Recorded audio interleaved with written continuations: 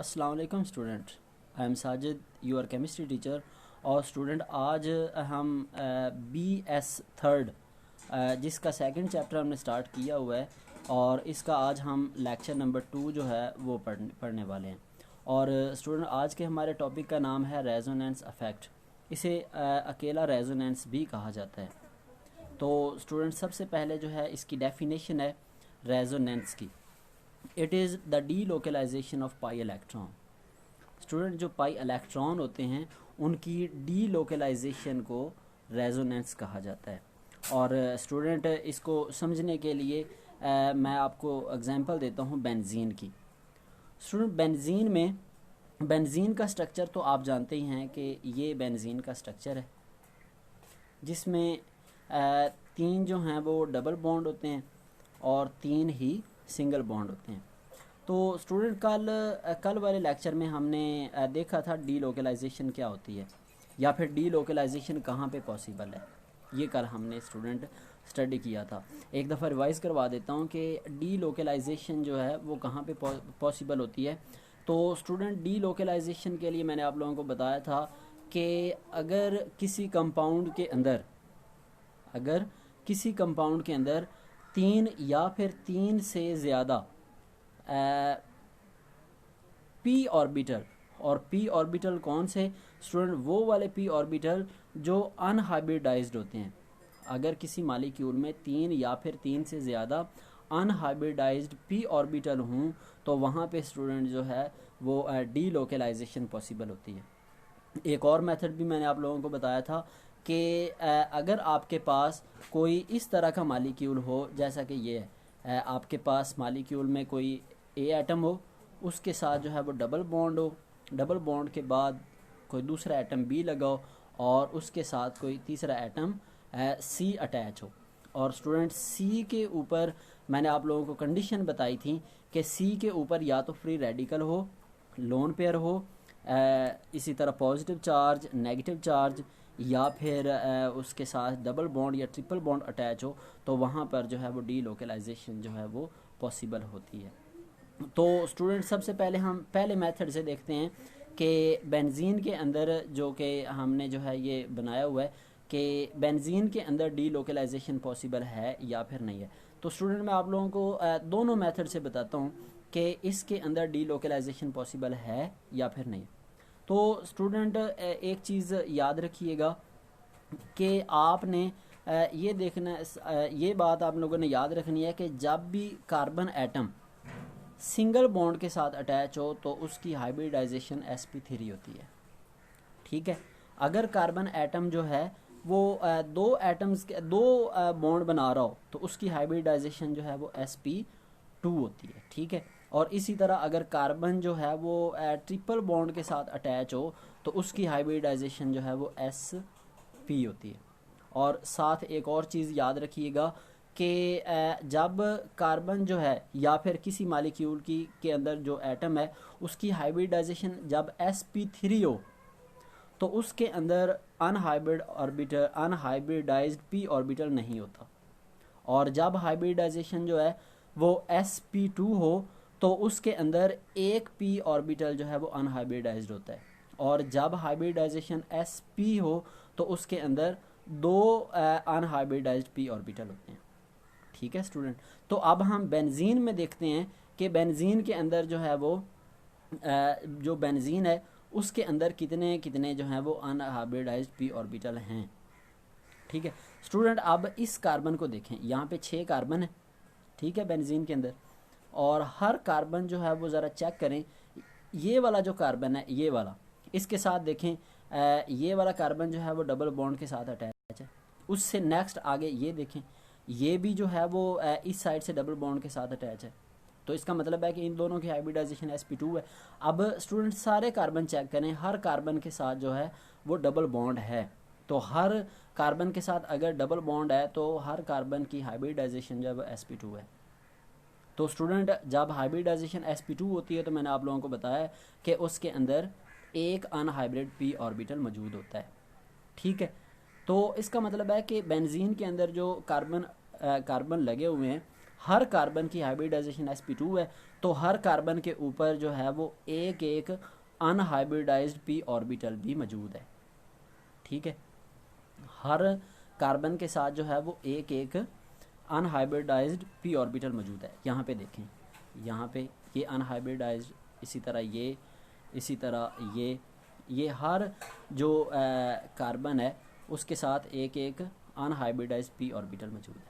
ठीक है, अब देखें स्टूडेंट, जो सिग्मा बॉन्ड है वो तो सिंगल बॉन्ड जो है वो सिग्मा बॉन्ड को शो कर रहा है, और डबल बॉन्ड में स्टूडेंट देखें कि डबल बॉन्ड जो है वो अगर हम जब मैंने पहले बनाया था तो यहाँ पे डबल बॉन्ड था, इसी तरह यहाँ पे था, यहाँ पे था। अब ये वाले जो डबल बॉन्ड हैं ये पाई बॉन्ड है, और पाई बॉन्ड कौन बनाते होते हैं? अनहाइब्रिडाइज्ड p ऑर्बिटल जो हैं वो बनाते हैं।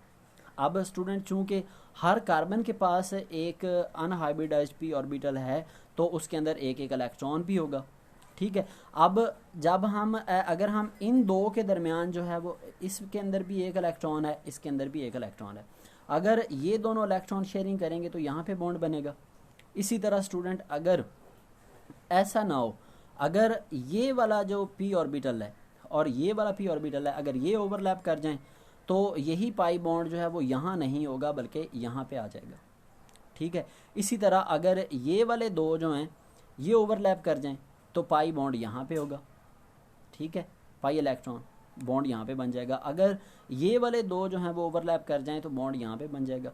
अगर ये वाले दो कर जाएं तो बॉन्ड जो है वो यहाँ पे होगा। इसी तरह अगर ये वाले दो कर जाते हैं ओवरलैप तो बॉन्ड यहाँ पे होगा।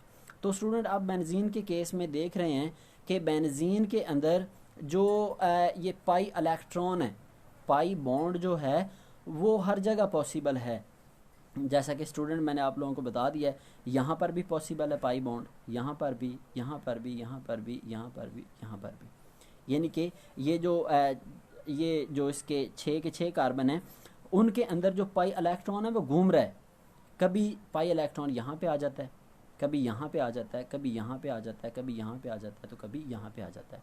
तो स्टूडेंट आपने देखा कि जो पाई इलेक्ट्रॉन है वो कैसे डीलोकलाइज्ड हो रहा है। तो इसी पाई इलेक्ट्रॉन्स की डीलोकलाइजेशन को हम रेजोनेंस कहते हैं। क्लियर है स्टूडेंट? तो उम्मीद है आप लोगों को जो है वो रेजोनेंस की समझ आ गई होगी डेफिनेशन की, कि क्या डेफिनेशन होती है। Delocalization of pi electrons is called delocalization of pi electrons is called resonance. ठीक है स्टूडेंट, इसके लिए मैंने आप लोगों को एक बेंजीन की एग्जांपल दी है जैसा कि ये वाली है, और ये इसके जो है वो 5 रेजोनेंस स्ट्रक्चर बनते हैं। इसके जो है वो ये 2 वाले रेजोनेंस स्ट्रक्चर होते हैं। बाकी जो है वो आप लोगों को बताता हूँ कि ये वाले स्ट्रक्चर कैसे बनेंगे। और इसी तरह स्टूडेंट अगर हम बेंजीन जो है उसको दूसरे मेथड से समझने की कोशिश करें, कि मैंने आप लोगों को बताया कि एक तो आप लोगों ने क्या देखना होता है कि जो p ऑर्बिटल हैं, अनहाइब्रिडाइज्ड p ऑर्बिटल किसी मालिक्यूल में 3 या 3 से ज़्यादा हो तो वहाँ पे डीलोकलाइजेशन पॉसिबल होती है। तो बेंजीन के अंदर चूँकि 6 जो पाई इलेक्ट्रॉन है, 6 p ऑर्बिटल मौजूद हैं, तो यहाँ पे पॉसिबल है डीलोकलाइजेशन। ठीक है, दूसरे मेथड से देखें। दूसरे मेथड में मैंने आप लोगों को बताया था कि अगर आपके पास कोई एटम ए हो, उसके साथ एटम बी अटैच हो और उसके साथ आगे कोई एटम सी हो, और सी के ऊपर lone pair, free radical positive negative, double bond या फिर ट्रिपल बॉन्ड हो, तो वहाँ पर भी रेजोनेंस पॉसिबल हो सकती है, डीलोकलाइजेशन पॉसिबल हो सकती है। तो अब देखें स्टूडेंट, अगर हम ये 3 बॉन्ड यहाँ पे बनाते हैं तो अगर मैं इस एटम को, इस कार्बन वाले एटम को ए कंसीडर कर लूँ, इसको बी कंसीडर कर लूँ, इसको सी कर लूँ, तो स्टूडेंट ये वाली कंडीशन लगा के देखें, ये देखें ये वाला A, double bond B, single bond C, और सी के साथ देखें आगे जो है ये डबल बॉन्ड आ रहा है, तो इसका मतलब है यहाँ पर जो है वो रेजोनेंस पॉसिबल है। तो उम्मीद है आप लोग रेजोनेंस को समझ गए होंगे। तो ये स्टूडेंट एक बेंजीन की एग्जांपल थी जिसके अंदर रेजोनेंस पॉसिबल है। इसी तरह यहाँ पे मैंने आप लोगों को रेजोनेंस की एक और एग्जांपल जो है वो दी है।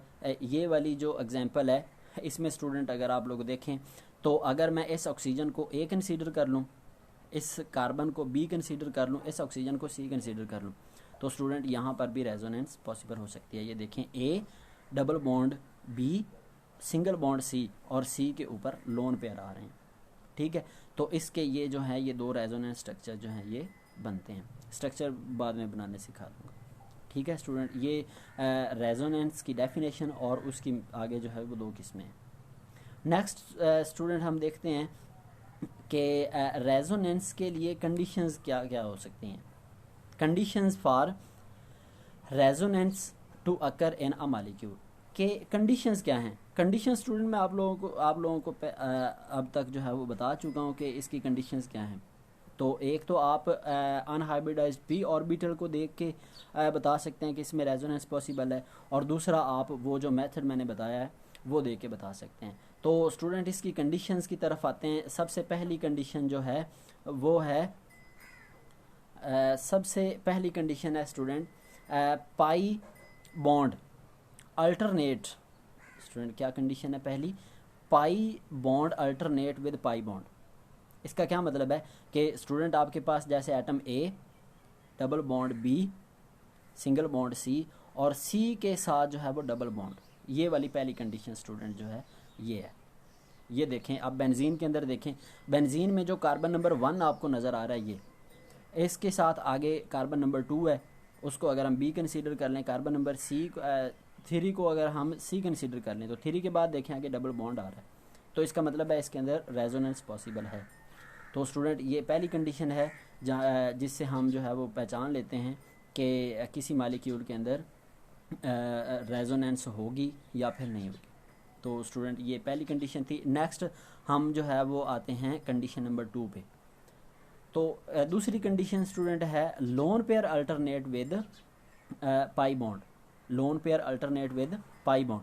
तो स्टूडेंट आप लोगों को मैंने फार्मूला बताया हुआ है, A double bond B single bond C और सी के ऊपर अगर आपके पास लोन पेयर आ जाए तो स्टूडेंट वहाँ पर भी रेजोनेंस पॉसिबल होती है, जो कि कंडीशन नंबर 2 है। और स्टूडेंट आप लोगों ने याद रखना है कि जो लोन पेयर है ना वो लूजली पैक्ड होते हैं, यानी कि वो लूज़ होते हैं as compare to pi bond. तो स्टूडेंट आप लोगों ने जो फ्लो रखना है इलेक्ट्रॉन्स की मूवमेंट का, वो आप हमेशा जो है वो लोन पेयर से पाई बॉन्ड की तरफ करेंगे। ठीक है, तो उसके लिए मैंने आप लोगों को एक एग्जांपल बताई हुई है, CH2 डबल बॉन्ड CH, फिर आगे सिंगल बॉन्ड NH2, और देखें NH2 के ऊपर लोन पेयर है। तो पहले कार्बन को A कंसीडर कर लें, दूसरे को B, तो A डबल बॉन्ड B और C, और देखें C के ऊपर लोन पेयर आ रहे हैं। ठीक है, और देखें एरो जो है ये वाला एरो जो है वो शो कर रहा है कि आपने फ़्लो किस साइड पे करना है, आपने लोन पेयर से पाई बॉन्ड की तरफ जो है वो आपने उसका इलेक्ट्रॉन्स का फ़्लो करना है। तो क्या होगा, जो लोन पेयर हैं वो इस वाले कार्बन की तरफ शिफ्ट हो जाएंगे, यहाँ पे डबल बॉन्ड आ जाएगा, और आगे वाले जो पाई बॉन्ड है वो नेक्स्ट कार्बन के ऊपर ही इस कार्बन के ऊपर आ जाएगा, और इस तरह जो है इसके अंदर ये दो इसके रेजोनेंट स्ट्रक्चर बन जाएंगे। अब स्टूडेंट देखें, जब आपने इलेक्ट्रॉन की मूवमेंट करवानी है तो जहाँ से इलेक्ट्रॉन आपने मूव करवाने हैं वहाँ पे पॉजिटिव आएगा, और जहाँ पे इलेक्ट्रॉन जाके रुकेंगे वहाँ पे नेगेटिव चार्ज आएगा। ठीक है student, next condition number 3। Condition number 3 में स्टूडेंट जो है वो आप देख रहे हैं कि पाई bond alternate with negative charge. तो स्टूडेंट आप लोगों को मैंने ये भी कंडीशन बताई हुई है, जैसा A double bond B single bond C और C के ऊपर क्या आ जाए, नेगेटिव चार्ज। ठीक है, तो इस तरह भी रेजोनेंस पॉसिबल होती है। तो अब एग्जांपल मैंने ली है अलाइल कार्ब एनाइन की। अलाइल कार्ब एनाइन किसको कहते हैं, 3 अगर आपके पास कार्बन हो, जैसे कि ये वाले 3 कार्बन है। ठीक है, पहला कार्बन के बाद पहले और दूसरे के दरमियान डबल बॉन्ड होता है, दूसरे और तीसरे के दरमियान सिंगल बॉन्ड और एक नेगेटिव चार्ज होता है। इस तरह के मालिक्यूल को हम क्या कहते हैं, अलाइल कार्ब एनाइन। ठीक है, अब देखें स्टूडेंट, जो नेगेटिव चार्ज होता है ना, नेगेटिव चार्ज का मतलब होता है 2 इलेक्ट्रॉन, यानी एक लोन पेयर।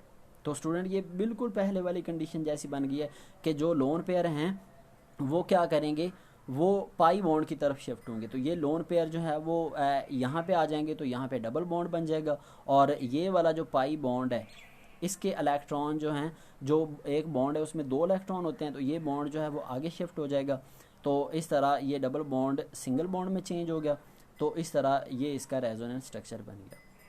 ठीक है स्टूडेंट। और दूसरी बात भी बताई हुई है कि जहाँ से आपने इलेक्ट्रॉन निकालने हैं, यानी जहाँ से मूव करवाने हैं वहाँ पे पॉजिटिव चार्ज, तो इस कार्बन के ऊपर पॉजिटिव चार्ज आएगा, और पहले एक नेगेटिव था, नेगेटिव और पॉजिटिव कैंसिल हो गए, और लास्ट वाले कार्बन की तरफ आपने मूव करवाए तो वहाँ पे एक नेगेटिव चार्ज आ गया।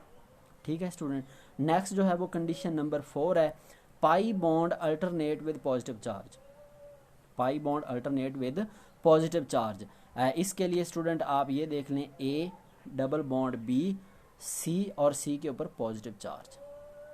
ठीक है स्टूडेंट। इसके लिए जो मैंने एग्जांपल ली है वो एग्जांपल है अलाइल कार्बोकेटाइन। पहले हमने एग्जांपल ली थी अलाइल कार्ब एनाइन, अब हमने कौन सी एग्जांपल ली है, अलाइल कार्बोकेटाइन। तो स्टूडेंट इसमें इस एग्जांपल को ज़रा गौर करें। अब पहले जो है वो हम जो इलेक्ट्रॉन्स का फ्लो करवाते थे ना, वो हम करवाते थे लोन पेयर से पाई बॉन्ड की तरफ, लेकिन अब स्टूडेंट देखें पॉजिटिव चार्ज आ रहा है, पॉजिटिव चार्ज है और एक पाई बॉन्ड है, तो इसके लिए आपने फ्लो किस साइड पे करवाना होता है, जिस साइड पे इलेक्ट्रॉन कम हों। तो कम कहाँ पे होते हैं, पॉजिटिव चार्ज का मतलब इलेक्ट्रॉन निकल गए हैं, तो जब इलेक्ट्रॉन निकल चुके हैं, जिस साइड से इलेक्ट्रॉन की जहाँ पे कमी है आपने फ्लो उस साइड पे करवाना है। तो ये देखें, ये वाले डबल बॉन्ड के जो इलेक्ट्रॉन है वो इस साइड की तरफ आ रहे हैं। ठीक है, तो जहाँ से इलेक्ट्रॉन निकल रहे हैं वहाँ पे पॉजिटिव चार्ज, यहाँ से निकल रहे हैं तो इसलिए इसके ऊपर पॉजिटिव चार्ज आ गया, और इस साइड की तरफ इलेक्ट्रॉन जो हैं वो जा रहे हैं तो इसके ऊपर नेगेटिव चार्ज आएगा। अब नेगेटिव चार्ज और पहले इसके ऊपर था पॉजिटिव चार्ज, तो ये दोनों क्या हो जाएंगे, एक दूसरे से कैंसिल हो जाएंगे। ठीक है स्टूडेंट। नेक्स्ट जो है वो कंडीशन नंबर 5 है। 5 में आपने क्या देखना है, कंडीशन नंबर 5 में है कि पाई bond alternate with odd electron. Odd electron student हम कहते हैं फ्री रेडिकल को। ठीक है, फ्री रेडिकल, इस एग्जांपल में आप देख रहे हैं फ्री रेडिकल है, अलाइल ही है लेकिन फ्री रेडिकल के साथ है। ठीक है, अब देखें अब आपने फ्लो कैसे करवाना है। स्टूडेंट याद रखिएगा कि जो फ्री रेडिकल होता है ना, वो फ्री रेडिकल ही जनरेट करवाता है। अब इस एग्जांपल को ज़रा उसी तरह से बनाएं कि ए डबल बॉन्ड बी और सी के ऊपर एक रेडिकल। ठीक है स्टूडेंट, तो ये वाली आपको मैंने जो है वो पहले कंडीशन बताई हुई है पहले भी। तो स्टूडेंट यहाँ पर भी जो है वो रेजोनेंस पॉसिबल है। अब फ्लो कैसे करवाना है, फ्री रेडिकल का फ्लो करवाना है आपने और फ्री रेडिकल ही जनरेट करवाना है। तो अब क्या होगा, फ्री रेडिकल स्टूडेंट जो है वो कुछ इस तरह से मूव होगा। फ्री रेडिकल इस सिंगल बॉन्ड की तरफ जाएगा, और डबल बॉन्ड में से, डबल बॉन्ड के अंदर 2 इलेक्ट्रॉन होते हैं, यानी एक बॉन्ड के अंदर, तो एक इलेक्ट्रॉन इस साइड पे आ जाएगा, एक इस साइड पे चला जाएगा। ठीक है, अब ये देखें स्टूडेंट, ये वाला फ्री रेडिकल और इस साइड से जो इलेक्ट्रॉन आया है वो, ये दोनों मिलके यहाँ पे डबल बॉन्ड बना देंगे, और ये वाला जो इलेक्ट्रॉन इस साइड पे गया है ये फ्री रेडिकल जनरेट करवा देगा। क्लियर है स्टूडेंट। नेक्स्ट जो है वो है कंडीशन नंबर 6। कंडीशन नंबर 6 में है कि loan pair alternate with positive charge. Student आप लोगों को मैंने कहा एक और भी कंडीशन बताई थी, वो कंडीशन क्या थी, ए के साथ डबल बॉन्ड भी आ सकता है, सिंगल बॉन्ड भी आ सकता है, और बी, ए के ऊपर आपके पास पॉजिटिव चार्ज या नेगेटिव चार्ज हो, और बी के ऊपर आपके पास लोन पेयर। ठीक है, तो इस तरह से भी आपके पास जो है वो ये वाली कंडीशन भी जो है वो रेजोनेंस जनरेट करवा देती है। तो इस एग्जांपल में देखें, आपके पास ऑक्सीजन के ऊपर लोन पेयर है, जबकि जो CH2 है वहाँ पे पॉजिटिव चार्ज है। तो स्टूडेंट जो है वो आपने हमेशा लोन पेयर जो होते हैं वो दूसरी साइड पे ले जाने होते हैं। तो लोन पेयर किस साइड पे जाएंगे, जिस साइड पे इलेक्ट्रॉन की कमी होगी। तो यहाँ पे इलेक्ट्रॉन्स जो हैं वो स्टूडेंट इस साइड की तरफ आएंगे, क्योंकि यहाँ पे पॉजिटिव चार्ज है। तो ये वाले लोन पेयर यहाँ पे जब शिफ्ट होंगे तो यहाँ पे डबल बॉन्ड बन जाएगा। ठीक है, और जहाँ से इलेक्ट्रॉन निकलते हैं वहाँ पे पॉजिटिव चार्ज, इसलिए यहाँ पे पॉजिटिव चार्ज आ गया। तो स्टूडेंट आज हमने रेजोनेंस की डेफिनेशन और रेजोनेंस की कंडीशंस इनको स्टडी किया है। उम्मीद है आप लोगों को समझ आ गई होगी। नेक्स्ट टॉपिक में हम रेजोनेंस का पार्ट 2 पढ़ेंगे। ओके स्टूडेंट, थैंक यू, अल्लाह हाफिज़।